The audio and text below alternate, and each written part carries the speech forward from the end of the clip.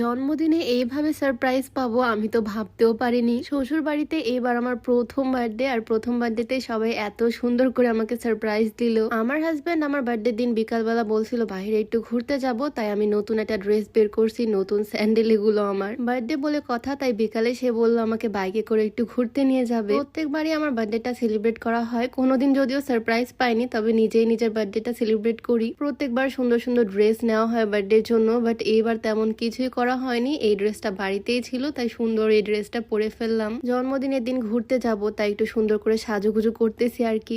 আমার রুমে আমি একা একাই রেডি হচ্ছিলাম। আমার হাজবেন্ড, আমার ননদিনী, ওরা কোথায় আমি জানি না। মানে আমি ভাবতেছিলাম ওরা অন্য কোনো রুমে আছে হয়তো, বাট ওরা যে আমার জন্য সারপ্রাইজ অ্যারেঞ্জ করতেছে এটা আমি ভাবতেও পারিনি। কারণ একে তো দেশের অবস্থা এরকম, আমি ফ্লাফি কোনো গাউনও অর্ডার করিনি, না আছে আমার ক্রাউন। বলতে গেলে কোনো রকমের প্রিপারেশনই নেওয়া হয়নি। নর্মালি ঘুরতে যাওয়ার জন্য যেভাবে রেডি হই সেভাবেই সুন্দর করে রেডি হয়েছি। আচ্ছা, আজকে আমাকে কেমন লাগতেছে বলো তো? আমি রেডি হয়ে তাড়াহুড়া করতেছিলাম বাহিরে যাওয়ার জন্য, আর তখনই আমার হাজবেন্ড, আমার ননদিনী, আমার বান্ধবী সবাই মিলে আমাকে চোখ বেঁধে ছাদে নিয়ে চলে আসলো। বার্থডের দিন যখন এভাবে চোখ ঢেকে নিয়ে আসছে তখনই আমি বুঝতে পারছি অবশ্যই কোনো না কোনো রহস্য আছে। আর চোখ খুলতেই দেখি এখানে সুন্দরভাবে ওরা সাজাইছে হ্যাপি বার্থডে লিখে বেলুন দিয়ে। এখন দেশের যে একটা অবস্থা, তারপর আমার জন্মদিন পড়ছে শুক্রবারে। ওরা এত কিছু কিভাবে অ্যারেঞ্জ করছে আমি সেটাই বুঝতে পারতেছি না। সব দোকানপাটি বন্ধ থাকে শুক্রবার বিকালে। আমার হাজবেন্ড আমাকে আমার ফেভারিট রেড রোজ দিছে অনেকগুলা, আর আমার ননদিনী গিফট দেখে তো আমি পুরাই অবাক। সে পুরো টাকা দিয়ে একটা ফুলের বুকের মতো করছে।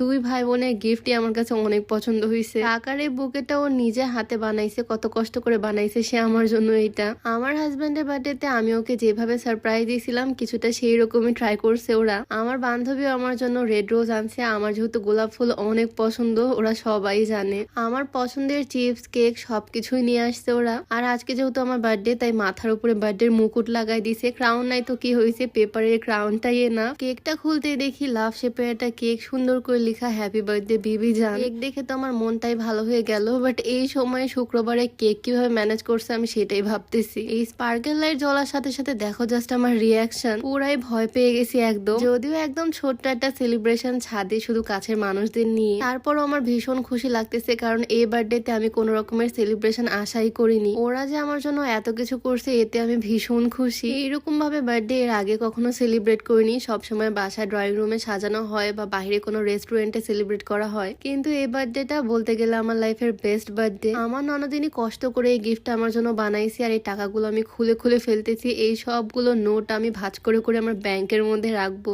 ও বললো ও নাকি সারা রাত কষ্ট করে এই বুকেটা বানাইছে, বেচারি আমাকে কত ভালোবাসে ভাবা যায়। বসে বসে আড্ডা দিতে দিতে চোখে পড়লো এই বড় অ্যাকোয়াফিনা পানির বোতলটা, আর দুষ্টু বুদ্ধি মাথায় চলে আসলো এখন একটা ট্রেন চলতেছে, পানির ফোয়ারা ট্রেন। যদিও এই ট্রেনটা করে রাত্রে বেলা লাইটের নিচে, এবার দিনের বেলায় আমি করব, দেখি কেমন হয়। আর এই যে তার রেজাল্ট। যাই হোক, আজকে তো বার্থডে সারপ্রাইজ পেয়ে আমি ভীষণ খুশি। আর এই ছোট্ট সেলিব্রেশনের ভিডিওটা তোমাদের কাছে কেমন লাগলো অবশ্যই কমেন্টে জানিও। তো আজকে ভিডিওটা এখানেই শেষ করছি। সবাই ভালো থাকো, সুস্থ থাকো, দেখা হচ্ছে নতুন কোনো ভিডিওতে। সবাইকে আল্লাহ হাফেজ।